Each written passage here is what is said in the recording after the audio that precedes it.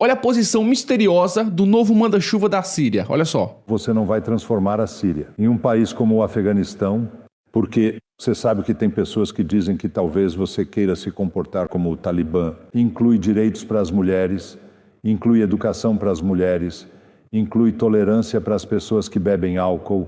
Isso é tudo aceitável para você.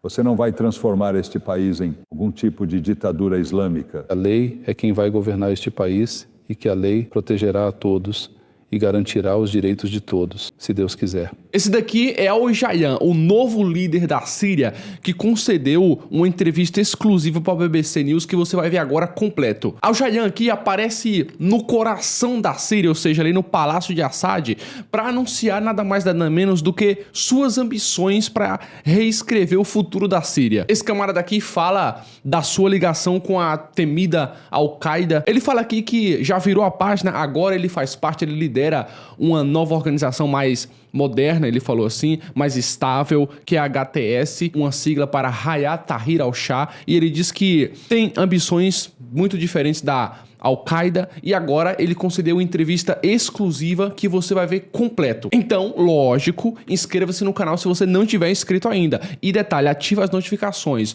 Porque quando eu enviar um vídeo desse aqui, um vídeo urgente, um vídeo de excelente qualidade, você vem imediatamente se informar, ficar mais bem informado e, consequentemente, mais inteligente, tá? Então não deixe de se inscrever. Agora, fique com o vídeo. Muito obrigado por conversar conosco. Minha primeira pergunta: estamos nos encontrando no antigo palácio de Assad. Isso significa que você vai ser o novo presidente? Sobre a próxima presidência síria. Eu acho que é cedo demais para falar sobre isso neste momento, porque a Síria precisa passar por 3 etapas, no mínimo.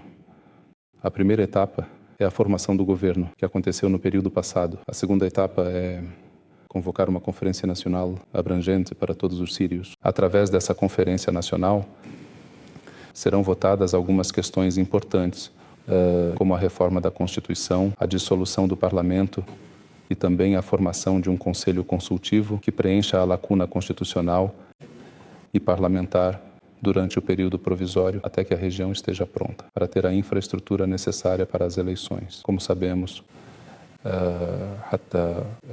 hoje metade do povo sírio está fora do país e muitos deles não têm documentos, pois o regime anterior lutava contra os sírios usando seus documentos como passaportes. Então precisamos de um censo abrangente e que as embaixadas sírias comecem a ser reabertas nos países árabes, além de estabelecer um contato legal com as comunidades sírias no exterior. Então, você está falando sobre eleições. Isso quer dizer que você gostaria que este país se tornasse uma democracia? As pessoas têm o direito de escolher quem governam e quem as representa na Assembleia Popular e na Câmara dos Representantes. Você fez muitas promessas. Você disse que vai respeitar um mosaico de diferentes grupos sectários aqui na Síria, incluindo minorias também. Você vai cumprir essas promessas? A sociedade síria vive em harmonia com todos os seus componentes há milhares de anos. E aqui, ninguém pode eliminar o outro na Síria. Então eu acho que vamos buscar, através de conferências e diálogos, um contrato social completo que garanta uma segurança duradoura para que os sírios possam viver juntos. Ele tentou incitar essas divisões sectárias e internas para manter seu poder, mas eu acho que ele falhou. A revolução provou que é capaz de acolher a todos. E quando entramos em cidades e centros urbanos, todas essas comunidades estavam presentes. Pelo contrário, recebemos uma recepção calorosa e ampla por parte das pessoas. Então isso não vai ser algum tipo de califado, ou você não vai transformar a Síria em um país como o Afeganistão, porque você sabe que tem pessoas que dizem que talvez você queira se comportar como o Talibã. Há grandes diferenças entre a Síria e o Talibã. Primeiro, a forma de governo em cada país está intimamente ligada à fase histórica que a precede e à cultura do país e de sua sociedade. A sociedade afegã é uma sociedade tribal, uma tribo que tem um papel importante no governo do país, enquanto a sociedade síria é uma sociedade completamente diferente na sua composição, natureza e modo de pensar. Portanto, a governação na Síria será muito natural e proporcional à cultura e à história do país. Então, A cultura da Síria inclui direitos para as mulheres, inclui educação para as mulheres, inclui tolerância para as pessoas que bebem álcool. Isso é tudo aceitável para você? Quanto à educação, sim, estávamos em Idlib e temos universidades lá que criamos há mais de 8 anos. E eu acho que a taxa de mulheres na universidade é superior a 60%. Muitas questões. Não me cabe discutir agora, pois são questões puramente legais. Há uma comissão legal que supervisionará a elaboração da Constituição. E essa comissão é autorizada e conta com muitos especialistas. Existe um comitê jurídico que irá supervisionar a elaboração de uma Constituição. E este comitê está autorizado e inclui muitos especialistas e autoridades jurídicas autênticas do solo sírio, do povo da Síria. Portanto, são eles que decidirão esta questão. E a tarefa de qualquer governante é implementar esta lei que é acordada por estes comitês. A Comissão de Redação da Constituição está autorizada a redigir a Constituição a partir dos especialistas, dos criadores do país, na elaboração das leis que regulam o governo do país. Você sabe que há mulheres seculares neste país que estão preocupadas, que possam ter que usar hijab, que possam ter que usar lenços na cabeça e se cobrir. Você acha que isso vai se tornar necessário no que diz respeito a você? O problema sírio é maior do que os tópicos que você está perguntando. Metade da população foi forçada a deixar a Síria. Eu fui expulso de casa, bombardeado e atingido por bombas. A sociedade síria sofreu mais de 250 ataques químicos. Muitas pessoas se afogaram no mar enquanto tentavam escapar e migrar para a Europa. Existem questões gerais que são muito mais importantes do que as que estamos discutindo. Esses detalhes que você pergunta pertencem à Constituição, não à opinião das pessoas. Eu desejo muitas coisas, mas no final das contas, o que os sírios concordarem em termos de lei e Constituição, nossa missão é aplicar, preservar e manter isso. Sim, eu concordo que há questões enormes para discutir. E eu só estou fazendo essa pergunta porque, como você sabe, houve uma controvérsia nas redes sociais quando a mulher cobriu a cabeça enquanto tirava uma foto com você. E os sírios de mentalidade liberal disseram: isso é um sinal de opressão. Os sírios perguntaram: por que ele tira foto com uma mulher? É controverso, não? Porque ele está até tirando uma foto com uma mulher com quem não é casado. Então, é controverso, não é? Quer dizer, é uma questão controversa. Eu não a forcei. Isso é liberdade pessoal. Eu gosto de me fotografar da maneira que me agrada. Então, eu não a forcei. Isso é diferente de uma lei que governaria todo o país. Mas, de forma geral, existe uma cultura comum neste país que deve ser respeitada dentro da lei. E isso é determinado pelos juristas. Vamos falar sobre questões mais amplas que você enfrenta. Primeiro de tudo, este país está quebrado. Há uma quantidade enorme de destruição. A economia está destruída. Há dívidas enormes. Como você começa a lidar com tudo isso quando o país está sob sanções e quando grandes poderes ao redor do mundo e as Nações Unidas dizem que você é o líder de um grupo terrorista? Primeiro, essa classificação e a classificação política, não cometemos nenhum crime para sermos classificados dessa forma. Pelo contrário, vimos durante esses 14 anos de guerra, durante a Revolução, que não atacamos nenhum dos bairros civis ou intencionalmente matamos inocentes. Na verdade, fomos nós que tivemos nossas aldeias, regiões e cidades bombardeadas. E isso foi supervisionado por grandes potências como a Rússia e como Irã e o regime sírio, e quem os apoia. Portanto, estávamos muito preocupados com a vida dos civis. Apesar de todos esses crimes cometidos pelo regime, nós éramos as vítimas. Então, essa classificação da vítima, eu diria que talvez seja uma expressão de algumas preocupações e suposições que podem surgir em alguns países.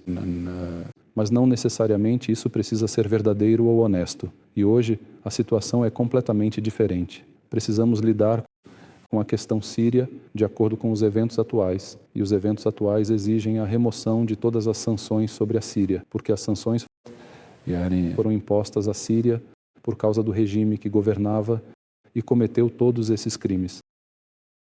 Não se deve julgar o carrasco e a vítima ao mesmo tempo. E hoje, Os fracos e os oprimidos venceram esse regime e ele saiu do cenário. Assim, essas sanções devem ser levantadas e então devemos implementar nossos programas de desenvolvimento e reforma no país. De países estrangeiros, países poderosos, seus diplomatas disseram isso. Isso depende de você cumprir suas promessas de refletir, respeitar os direitos das minorias e conduzir um processo político inclusivo. Você pode garantir a eles que vai fazer isso? E por que eles deveriam acreditar em você? O que me importa é que o povo sírio acredite em mim. Nós prometemos ao povo sírio que o libertaríamos deste regime criminoso e fizemos isso. Isso é o que realmente importa para mim, do começo ao fim. Eu não me preocupo muito com o que vão dizer sobre isso lá fora e não preciso provar para o exterior que estamos trabalhando com sinceridade. Você deve saber que muitos sírios têm suas dúvidas, que eles não acreditam, que seu grupo mudou. Eles sabem de onde você vem, que originalmente você estava associado a Al-Qaeda e ainda mais atrás, você mesmo estava associado ao grupo que se tornou o Estado Islâmico. Então eles olham para a sua história e dizem, bem, como podemos acreditar nesse cara? Havia condições objetivas que levaram o Iraque a uma guerra muito grande. E isso gerou solidariedade em toda a rua islâmica e árabe. Nós, que somos vizinhos do Iraque, saímos para defender o povo iraquiano, independentemente de quem estivesse lutando. Nós lutamos e então nos encontramos com esse grupo que estava lutando, que era a Al-Qaeda. Eu não vi batalhas. Durante a situação sectária no Iraque, eu estava preso. Ao voltar à Síria, focamos que a Síria importa e cortamos relações externas, incluindo a Al-Qaeda. Trabalhamos para proteger os interesses da Síria. Isso é passado. Não se pode transformar o país em controle islâmico. A lei governará e protegerá todos, garantindo direitos. Não mudaremos a metodologia, infraestrutura ou demografia. Agora estamos a trabalhar de maneira eficaz para proteger e preservar o máximo que podemos. Isso é absolutamente parte do passado. Você não vai transformar este país em algum tipo de ditadura islâmica. Eu mencionei que a lei é quem vai governar este país e que a lei protegerá a todos e garantirá os direitos de todos, se Deus quiser. Não estamos aqui para mudar a metodologia geral do país, nem para alterar a infraestrutura ou a situação demográfica dele. A Síria, com suas comunidades e as pessoas que vivem nela, viveu assim por milhares de anos. Então eu acredito que a Síria será um país normal. Eu imagino que será uma Síria normal e eu vou trabalhar nessa direção, mas a decisão final, a forma do país e a constituição do país, passam por estar nas mãos de uma pessoa. E não deveria agora eu dizer que quero que a Síria seja assim. Então eu faço assim. Isso é uma conversa sem sentido, porque há 27 milhões de pessoas vivendo na Síria, com competências, experiências, referências e pessoas que se preocupam com seu país e sua pátria. Portanto, deixo toda essa questão nas mãos de comitês especializados escolhidos pelo povo para decidirem. E no final, se você conseguir uma nova Constituição, você pretende, como parte do seu plano, ter uma votação para que todos vejam se eles gostam dela. Mencionei que esta Constituição passará por várias fases. Primeiro, haverá uma elaboração da mesma. É muito cedo para falar sobre todas as etapas, porque há muitos problemas que a Síria está a sofrer agora. O sector agrícola está ameaçado. O sector industrial está também ameaçado. A Síria enfrenta também desafios, para os quais temos de encontrar soluções. Urgente. Acho que há muitos detalhes que não tenho em mente responder agora, porque ainda não estão sob minha jurisdição. Há muitos sírios que me disseram, por exemplo, quando eu fui à prisão de Sednaia e conversei com famílias de pessoas que desapareceram naquela prisão, provavelmente foram mortas. E muitos desses sírios dizem que não conseguem encarar o futuro até que consigam justiça do regime de Assad. Um homem me disse, eu preciso ver as pessoas de Assad penduradas, em público, mortas. Como você vai satisfazer as pessoas? Existem princípios básicos na revolução. A revolução não é retaliatória. E não queremos que haja um estado de retaliação. Se você viu o curso da batalha que ocorreu, mesmo sendo uma batalha militar, ela foi dominada por misericórdia e havia uma predominância de humildade e perdão. Há um grupo de pessoas que cometeu esses crimes, como a prisão de Saidnaya, o uso de armas químicas e os massacres que ocorreram em Houla ou em Banyas. Então, estamos tentando listar os nomes dessas pessoas e enviá-los ao Ministério da Justiça e ao Ministério Público. Depois, esses nomes serão divulgados dentro da Síria através do Ministério das Relações Exteriores. Serão enviadas comunicações a todos os países do mundo para processar essas pessoas e trazê-las à justiça, entregando-as à Síria para que sejam julgadas em um tribunal comum. E quanto a Bashar al-Assad, o que deve acontecer com ele? Bashar al-Assad, como você sabe, fugiu da Síria e também será processado legalmente por meio de meios legais. E, como vocês sabem, ele pegou uma quantia enorme de dinheiro deste país e fugiu para o exterior. Então, vamos exigir isso legalmente e pedimos às autoridades que o abrigam agora, que o entreguem à Síria, para que ele possa ser julgado pelo sistema judiciário sírio. Você ficou surpreso que o regime dele colapsou tão rapidamente? Não muito. O regime não construiu um Estado com instituições capazes de servir este país. Desde os primeiros momentos da Revolução, o regime desmoronou diante do povo, mas ele recorreu às milícias iranianas, que conseguiram criar uma certa estabilidade. No entanto, as milícias iranianas falharam em defender esse regime, então eles pediram ajuda às forças aéreas russas. Depois disso, nem mesmo as forças aéreas russas conseguiram proteger esse regime. O regime está vazio por dentro e não construiu instituições que possam proteger seu palácio, seu reino e sua família. E não consegue fornecer os serviços que os cidadãos precisam no país. Você está dizendo que o regime era fraco, mas militarmente você tem uma situação agora em que há soldados estrangeiros neste país, os israelenses tomando território, mais território ocupado. Você tem os turcos ao norte, tem americanos no país. Você quer que todos eles saiam? Como você vai lidar com isso? Um dos princípios mais importantes que devemos trabalhar desde o início é manter a unidade da Síria e a integridade de seu território. Em relação aos turcos, a presença deles na Síria se deve ao conflito que estava acontecendo na fronteira sírio-turca. E aqui havia acordos antigos entre eles e a Síria sobre uma área específica na região síria, e eles trabalharam para manter um equilíbrio. A Turquia foi afetada de forma significativa por esse conflito, pois milhões de pessoas fugiram para a Turquia e a partir da Turquia foram para a... E eles trabalharam para manter um equilíbrio. A Turquia foi afetada de forma significativa por esse conflito, porque milhões de pessoas fugiram para a Turquia e a partir da Turquia foram para a Europa. Então, a intervenção da Turquia não foi para matar o povo, como fizeram aqueles que entraram em favor do regime, como a Rússia e o Irã, mas sim para proteger os interesses gerais ou a segurança nacional turca.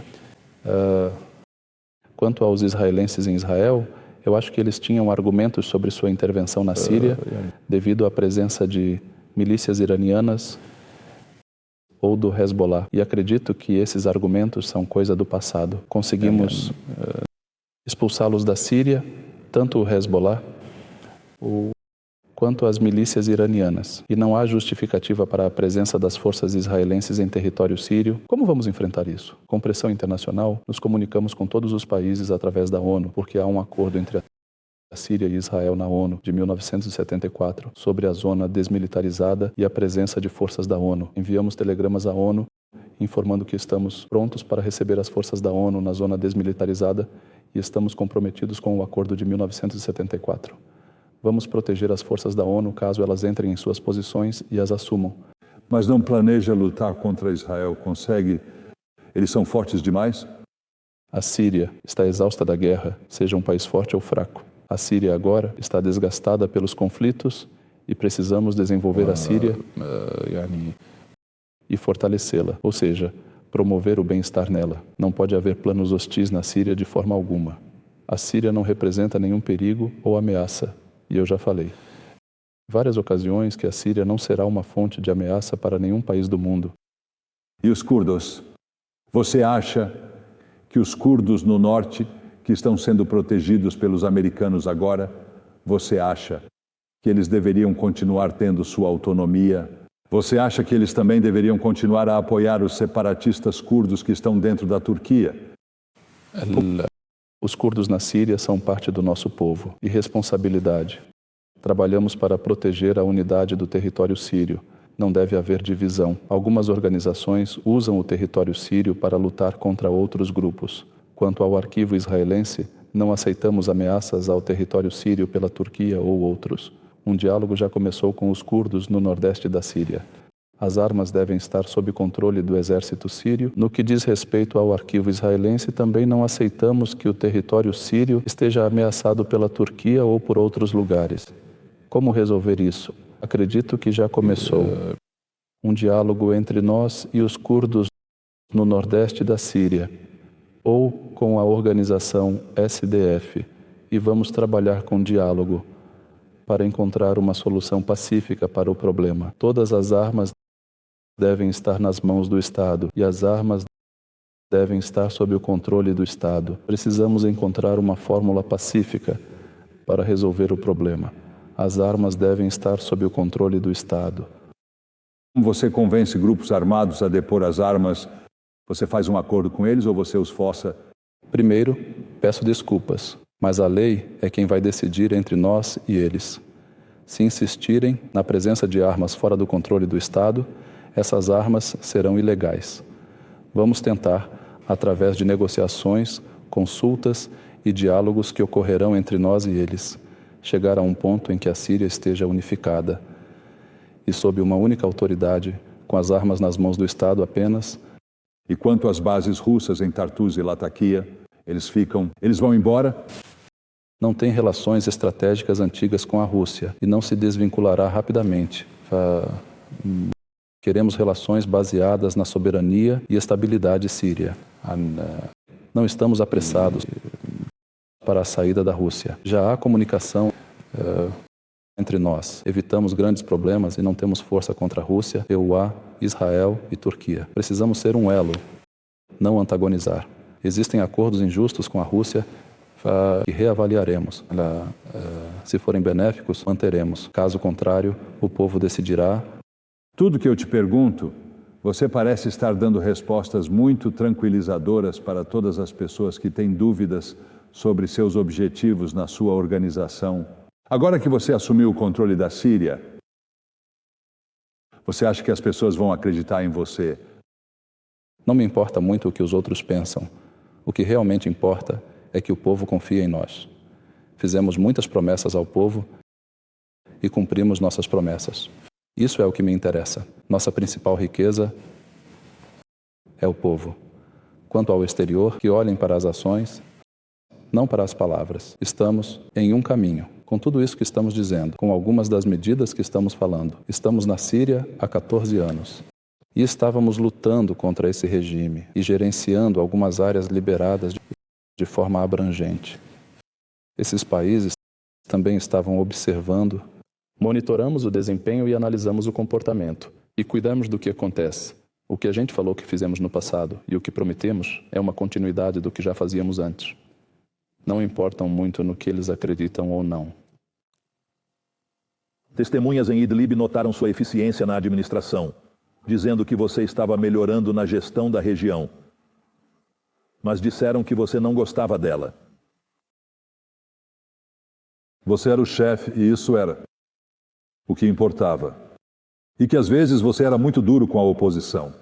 Você usou violência contra as manifestações. É como em qualquer país, não tem como agradar a todos. Algumas objeções aconteciam. E isso é um direito natural, na verdade. É algo enriquecedor. Muitas pessoas nos criticavam e tinham razão, enquanto outras se opunham sem ter razão, usando métodos que prejudicavam as instituições públicas e a vida em sociedade. Aqueles que protestavam contra ataques às instituições públicas prejudica as instituições públicas e a vida em sociedade. Aqueles que protestavam contra ataques às instituições públicas de forma legal eram responsabilizados. E isso não era algo arbitrário. Muitas pessoas se opunham de maneira legal que era permitida no país. Então era normal que as pessoas se manifestassem contra nós, porque sempre tem que haver um consenso em tudo. Isso é que não é normal. Era natural ou normal usar violência para calá-los? Usar a violência não é aceitável. A lei deve ser aplicada contra aqueles que atacam as instituições públicas. Eu tenho o direito de me opor a um comportamento ou a uma decisão específica, mas ultrapassar os limites, destruir instituições ou, por exemplo, queimar algumas delas e bloquear estradas, isso é algo que a lei pune, porque prejudica os interesses da sociedade. Isto também acontece na Grã-Bretanha e em qualquer lugar. Certa vez vi uma manifestação na Grã-Bretanha. As pessoas entraram em lojas e as destruíram. Depois foram e roubaram o que havia nelas. As forças policiais espancavam as pessoas, arrastavam-nas, colocavam-nas na prisão e eram punidas por lei. Você parece calmo diante de desafios realmente sérios.